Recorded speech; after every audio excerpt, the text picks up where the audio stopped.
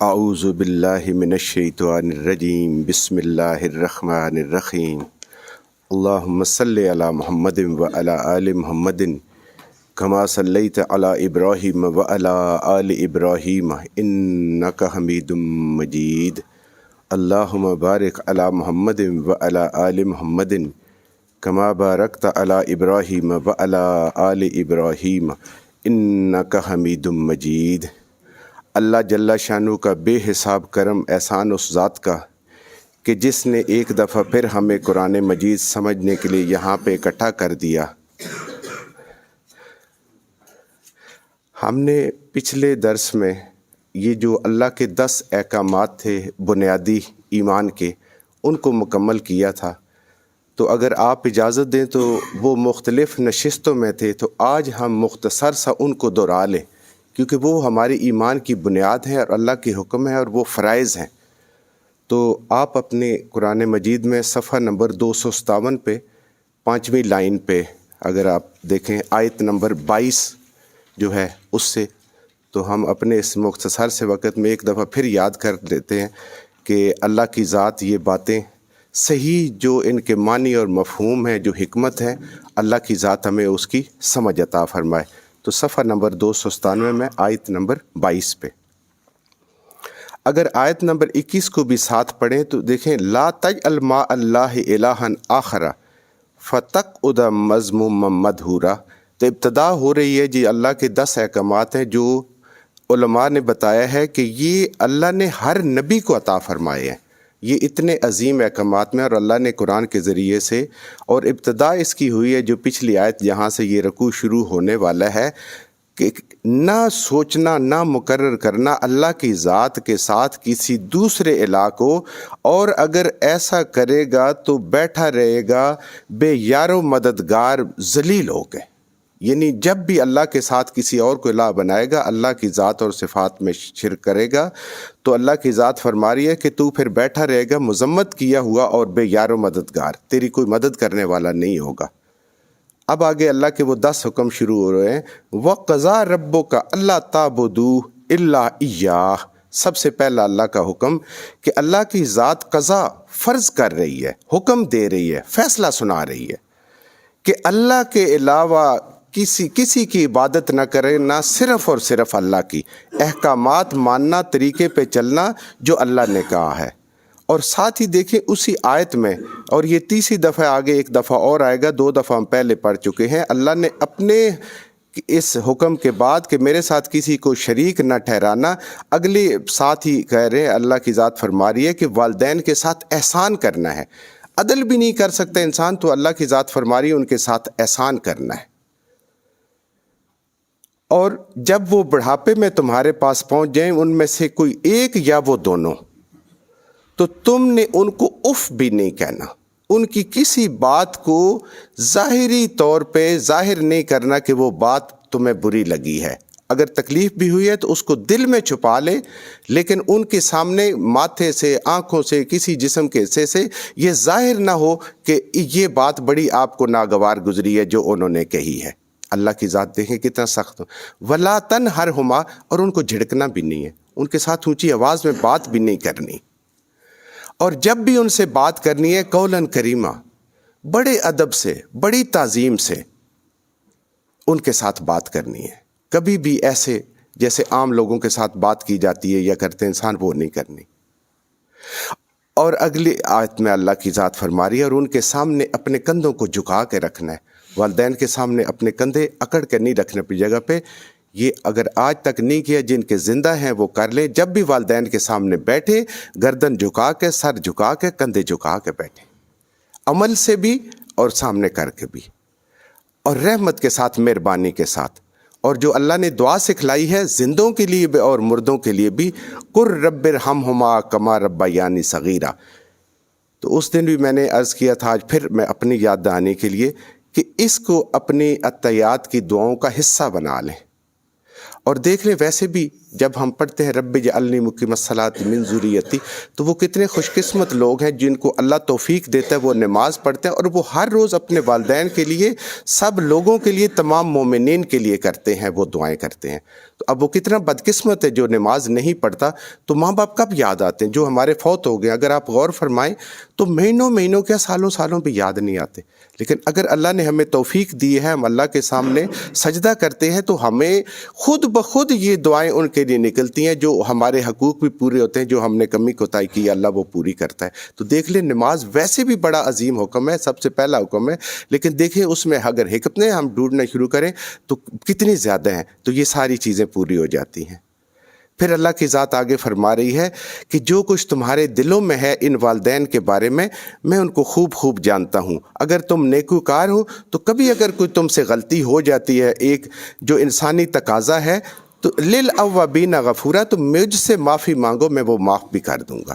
کہ غلطی ہو جائے، کبھی بندہ اونچا بول جائے، کبھی بے ادبی ہو جائے، کوئی ان کی بات جس سے ان کا دل دکھ جائے، تو ان سے بھی معافی مانگو اور اللہ سے بھی معافی مانگو. اللہ کہتے ہیں للأوابین کو ہم علماء کہتے ہیں کہ بار بار غلطی ہونا، بار بار معافی مانگنا. یعنی یہ نہیں ہے کہ 100 دفعہ معافی مانگی ہے تو اب کیوں میں معافی مانگوں جی، میں ہی ہر دفعہ معافی مانگوں. نہیں، والدین سے بھی 100 دفعہ زندگی میں 1000 دفعہ غلطی ہو، ان سے بھی معافی مانگیں اور اپنے اللہ سے بھی معافی مانگے. اللہ کی ذات کہہ رہی ہے غفورا، میں بخش دوں گا.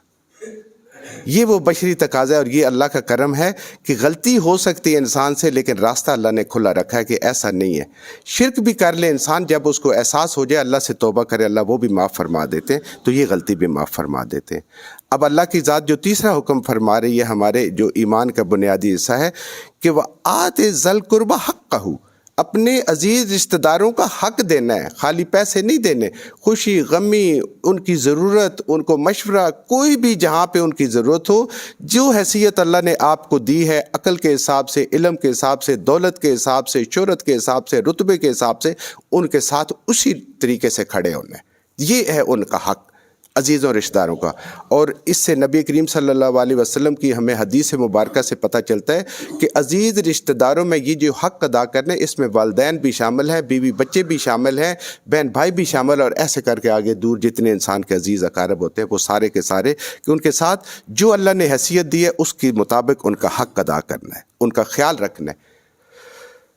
والمسکین، اور مساکین کا خیال کرنا ہے. وابن السبیل، اور جو مسافر ہیں ان کا.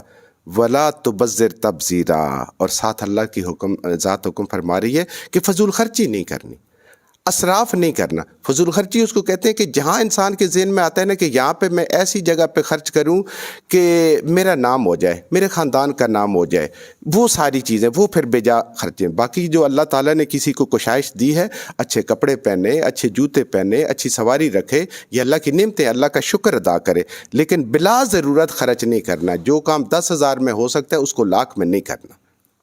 اور جو اللہ نے منع کیے ہوئے ہیں وہ بھی انسان کرتا ہے جب بے جا. خصوصاً آپ نے دیکھا ہوگا ہماری خوشیاں غمیاں جتنی آتی ہیں اس میں ہم کتنی فضول خرچی کرتے ہیں. تو اللہ کی ذات فرما رہی ہے کہ یہ فضول خرچی نہیں کرنی. اور آگے کتنا بڑا حکم ہے کہ اگر فضول خرچی کرو گے تو تم بن جاؤ گے شیطان کے بھائی. اور شیطان وہ ہے کہ جو اپنے رب کا ناشکرا ہے. تو فضول خرچی کرنے والا جو ہے، بلا ضرورت خرچہ کرنے والا، نمود و نمائش پہ خرچے کرنے والا جو ہے، وہ شیطان کا بھائی بن جاتا ہے. اور وہ ناشکرا ہے شیطان، تو وہ بندہ بھی ناشکروں میں شامل ہو جاتا ہے. آگے اللہ کی ذات فرما رہی اگلی آیت میں کہ اگر کوئی تم سے مانگے ایسے موقع پہ کہ جب تمہارے پاس کچھ دینے کو نہ ہو، یعنی تم اللہ کی رحمت کے امیدوار ہو کہ اللہ کی ذات مجھے بھی نوازے گی اور پھر میں بھی اللہ کی راہ میں خرچ کروں گا، تو اس وقت بھی جو سائل ہے، وہ کوئی بھی سائل ہے، اس کے ساتھ بات کرنی ہے نرمی سے.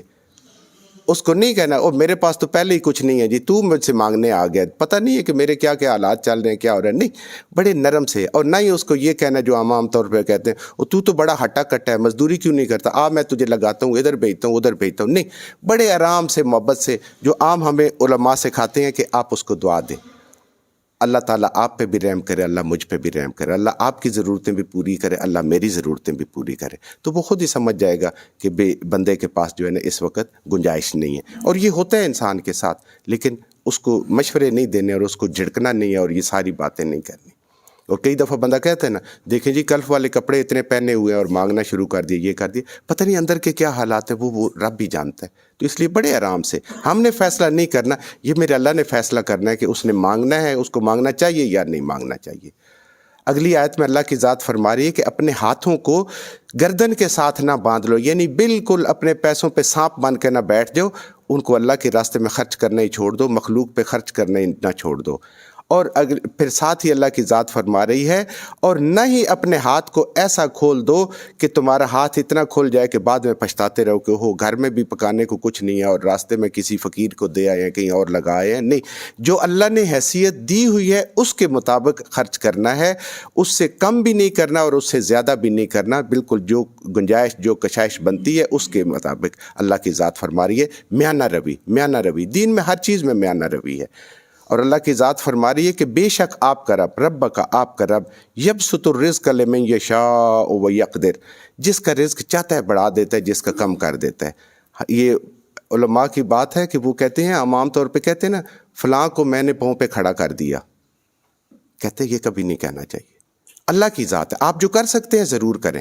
یہ کتنی دفعہ ہم کہتے ہیں جی اس کا باپ اس کا دادا یہ تو ہماری بھینسیں چراتا تھا جی، آج اس کو یہ ہو گیا، اس وقت ان کو ہم نے گندم دی تھی جی، اس وقت ہم نے ان کو فلاں دیا تھا جی، ان کے پاس تو اسکول کی فیس بھی نہیں تھی۔ یہ وہ عام باتیں جو ہم سارے کرتے رہتے ہیں اس معاشرے میں۔ نہیں، اللہ کی ذات کہہ رہی ہے کہ رزق زیادہ کیا کم کیا میں نے کیا، نہ تم کسی کو امیر کر سکتے ہو، نہ کسی کو پاؤں پہ کھڑا کر سکتے ہو، نہ کسی کی فیس دے کے اس کو کوئی بڑا افسر بنا سکتے ہو، کچھ بھی نہیں کر سکتے ہو۔ اللہ نے اگر آپ سے کروایا تو اس پہ اللہ کا شکر ادا کرو تاکہ اللہ کی ذات جو ہے وہ راضی ہو جائے۔ تو رزق بڑھانے گھٹانے والے اللہ کی ذات ہے اور اللہ کی اپنے ہر بندے پہ نظر ہے۔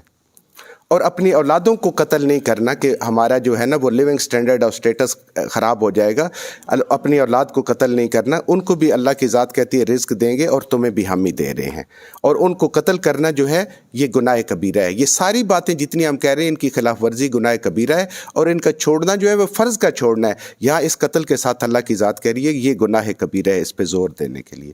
اور زنا کے قریب بھی نہیں جانا، کوئی بھی سورس زنا ہو جو لے جاتا ہو انسان کو اس طرف، خیالات لے کے جاتا ہو کوئی بھی ہو، اور اس کی ابتدا جو ہوتی ہے وہ کہتے ہیں آنکھوں سے ہوتی ہے، کیونکہ یہ بہت ہی برا کام ہے اور یہ ایسا راستہ ہے جو گناہ کا راستہ ہے اور اللہ کو بڑا ناپسند ہے۔ اور کسی جان کو بھی قتل نہیں کرنا، یہ اللہ کی ذات ہمیں چھٹا حکم دے رہی ہے کہ جس کو حق نہیں ہے، جس کو ملک کا قانون اور جو اسلام ہے وہ اجازت نہیں دیتا، اس کو قتل نہیں کر سکتے۔ اگر اس کو مظلوم کو قتل کریں گے تو اس کے ولی کے پاس جو ہے وہ پھر سارا اختیار ہے، کسی کو معاف کرے، کسی کا ساتھ لے، کسی سے دیت لے، اپنے کیس کو لے کے چلے آگے۔ اور باقی پورے معاشرے کا اور حکومت کا کام ہے منصورہ، اللہ بھی اس کی مدد کرے گا اور ہم نے بھی اس کی مدد کرنی ہے، اور وقت کی جو حکومت ہے، عدالتیں بنی، انصاف مہیا کرنا، اس میں آسانیاں پیدا کرنا، یہ بھی اس کے لیے ہے۔ ساتواں اللہ کی حکم، اللہ کی ذات حکم فرما رہی ہے کہ یتیم کے مال کے طرف بری نیت سے نہیں دیکھنا، ہاں اس کو سنبھالنا ہے، اچھی نیت سے ہے تو اس کا پھر خیال کرنا ہے۔ حرمت مال کی بات ہو رہی ہے، اور جب وہ بڑا ہو جائے تو اسی طریقے سے جب لینا ہے تو بھی باقاعدہ لکھت پڑھت کر کے گواہ رکھ کے کہ یہ اس کی جائیداد ہے، اور جب واپس کرنا ہے تب بھی اسی طرح لکھ کے پڑھ کے سارا کچھ اس کو واپس کرنا ہے۔ آٹھواں حکم اللہ کی ذات دے رہی ہے کہ اپنے وعدوں کو پورا کرنا ہے، جس کی تفصیل ہم نے پیچھے پڑھی تھی، کیونکہ قیامت والے دن وعدوں کے بارے میں جو انسان نے اجتماعی کیے ہوں گے یا انسان نے انفرادی کیے ہوں گے، یہ وعدے وہ ہیں جو غیر مسلموں کے ساتھ بھی اگر کرے گا تو بھی پورا کرنا، ان کے بارے میں جواب ہوگا۔ اور ناپ تول جو ہم کرتے ہیں تجارت کرتے وقت، اس کو پورا کرنا ہے، اپنے ترازو کو سیدھا رکھنا ہے اور اپنے پیمانے کو پورا کرنا ہے۔ یہی اسی میں بھلائی ہے، اس میں بچت نہیں ہے ڈنڈی مارنے میں۔ اللہ کی ذات کہہ رہی ہے پورا دینے میں بھلائی ہے، اور یہ انجام کے حساب سے بہت بہترین چیز ہے، احسن ہے، انبیاء کی سنت ہے اور اس کے مطابق یہ ہے۔ آگے نواں حکم اللہ کی ذات فرما رہی ہے لا تقف ما لیس لک بہ علم، کہ کسی بھی ایسے کام کے پیچھے نہ پڑو جس کا تمہارے پاس علم نہیں ہے۔ یہ دنیا کا کام بھی ہے اور یہ دین کا کام بھی ہے۔ کوئی بھی اللہ کا حکم مانے اس کے پیچھے جو ہے وہ ہونا چاہیے، علم ہونا چاہیے۔ بات ہے نا کہ ایک بندہ دنیا کے کام میں بجلی کا کام نہیں آتا، اگر وہ ٹھیک کرے گا تو کیا ہوگا؟ ہو سکتا ہے وہ کرنٹ لگے اور ماری جائے۔ یہ واپڈا والوں کا ہی کام ہے اور ہم دیکھتے ہیں، انتظار کرتے ہیں کہ وہ آئیں کام کریں، لیکن دین میں وہی بات ہے کہ ہم اپنی مرضی شروع کر دیتے۔ نہیں، اللہ کی ذات کہتی ہے علم حاصل کر کے پھر اس کے پیچھے چلو تاکہ تمہارے پاس دلیل ہو۔ اور اللہ کی ذات نے علم کے لیے آگے بتا بھی دیا، دیکھیں اس کی تفصیل بتا دی کہ علم کیا ہے۔ سننا، ہدایت کی پہلی سیڑھی بھی سننا ہی ہے۔ اللہ نے کان عطا کیے ہیں کہ اس سے سنو بات کو، والبصرا، اور پھر اس کو دیکھو، والفؤادا، اور پھر اس کو عقل پہ پرکھو۔ یہ تینوں ٹول ہیں جو اللہ نے دیے، یہ تین اوزار ہیں کہ انسان سنے. اب قرآن کے قریب ہی نہ آئے، سنے نہیں تو پھر بصرہ کہاں سے ہوگا، اور جب بصرہ کرے گا تو پھر عقل بھی استعمال نہ کرے. اب دیکھیں، اگر اس کی مثال کئی دفعہ اگر آپ میں سے کوئی ڈاکٹر ذاکر نائک کی ویڈیو سنتا ہو تو کتنی ہندو ان کے سامنے آتے ہیں جو کہتے ہیں کہ عبادت کرتے کرتے ایک دن میرے دل میں آیا کہ یہ میں کس کی عبادت کر رہا ہوں، اپنے ہاتھ سے تو میں نے بت بنایا ہے، اس کو صاف بھی مجھے خود کرنا پڑتا ہے، اس کے اوپر پھول بھی میں خود چڑھاتا ہوں یا چڑھاتی ہوں، تو یہ تو خدا نہیں ہو سکتا نا. خدا تو وہ ہونا چاہیے جو میرا خیال رکھے. رب کا تو مطلب یہ ہے کہ اس دنیا کے اندر رہنے کی جتنی ضروریات ہیں وہ پوری کرے. مختصر سا جو رب کا تعارف ہے وہ یہ ہے، جو ضرورت ہے وہ ساری، گرمی سردی سے بچنا، یہ کپڑے پہننا اٹھنا سب چاہتے تو وہ آ جاتا ہے. تو اب اگر وہ دیکھتے دیکھتے عقل استعمال نہیں کرتے جو لوگ، تو وہ ہندو پیدا ہوتے ہیں، ہندو مر جاتے ہیں. اور جو اس کو سننے کو اور دیکھنے کو اور اپنے عقل کو استعمال کرتے ہیں، اللہ ان کو راہ ہدایت دے دیتا ہے. وہ دیکھیں کیسا معاشرہ تھا نبی کریم صلی اللہ علیہ وسلم جب نبوت کا اعلان فرمایا، تو اللہ نے وہاں سے بھی ان لوگوں کو جنہوں نے سنا، جنہوں نے دیکھا، اور نبی کریم صلی اللہ علیہ وسلم کی 40 سالہ زندگی انہوں نے اپنی آنکھوں سے دیکھی تھی، اور پھر پرکھے کے بعد فیصلہ کیا. تو اللہ کہہ رہا ہے اے انسان کہ یہ تین میں نے تجھے دی ہیں چیزیں، ان کو استعمال کر کے تو علم کے ساتھ جو ہے اپنی دنیا کے معاملات بھی کر اور اپنے دل کے معاملات بھی کر اور دین کے معاملات بھی کر. اور تیرے بارے میں یہ سوال ہوگا، کان عنہ مسئولہ، یہ سوال ہو جائے گا کہ تجھے میں نے عقل بھی دی تھی، تجھے آنکھیں بھی دی تھی، تجھے کان بھی دیے تھے، تو پھر تو کیوں نہیں حق کو پہچان سکا؟ اور اگر پہچان لیا تو پھر اس پہ کیوں نہیں آیا؟ اس کا جواب قیامت والے دن دینا پڑے گا. اور اللہ کا 10واں حکم ہے کہ یہ سارے حکم اگر نہیں مانتے اے انسان، اس دنیا میں اگر تو اکڑ کے چلتا ہے، اللہ کے حکموں کے مقابلے میں تکبر کرتا ہے، تو یہ زمین نہ تو پھاڑ سکتا ہے اور نہ ہی تو پہاڑوں سے اونچا ہو سکتا ہے، نہ پہاڑوں سے بلند ہو سکتا ہے. تیری حیثیت بہت ہی ایک چھوٹی سی مخلوق کے برابر ہے، تو اس لیے میرا حکم مان تو تیری عزت بھی اتنی بڑھا دوں گا اور تجھے دنیا میں بھی عزت دوں گا، اور ہے اللہ کی ذات، اور آخرت میں بھی عزت دے دوں گا. اور اللہ کی ذات پھر فرما رہے کہ یہ ساری کی ساری چیزیں جن سے پیچھے منع کیا گیا ہے، یہ سب کی سب برائیاں ہیں، یہ سب کے سب گناہ ہیں، اور اللہ کے ہاں یہ ساری کی ساری چیزیں قابل نفرت ہیں. تو جب اللہ کے سامنے کوئی ایسے قابل نفرت چیز ہو جو انسان کرے گا تو پھر اللہ اس انسان کے ساتھ بھی محبت نہیں کر سکتا. اللہ ہمیں عمل کی توفیق عطا فرمائے، اللہ ہمیں اس کی صحیح سمجھ عطا فرمائے. یہ میرے بھائیوں وہ ہے جو پہلی امت سے لے کر اس آخری امت تک اللہ کی ذات نے اپنے احکامات کو رکھا ہے اور سکھایا ہے. یہ ہماری زندگی کا جو دین کا ہے، جو عبادات کی زندگی ہے اور جو معاملات کی زندگی ہے، ساری کی ساری چیزیں اس کے اندر آ جاتی ہیں. ان کی تفصیل دیکھ کے اگر ہم سیکھ کے آگے اپنی زندگی کو گزاریں گے تو اس دنیا میں بھی کامیاب ہوں گے اور آخرت میں بھی کامیاب ہوں گے. تو اس لیے دعا کرنی چاہیے اللہ ہمیں اس کی صحیح حکمت سمجھ عطا فرمائے، اللہ ہمیں عمل کی توفیق عطا فرمائے، اور جو غلط باتیں ہمارے منہ سے نکلی، ہم نے سنی، ہم نے کہی، اللہ ہمیں معاف فرما دے، اور ان غلط باتوں کو ہمارے ذہنوں سے، دلوں سے اللہ کی ذات نکال دے. دعا فرما دے جی.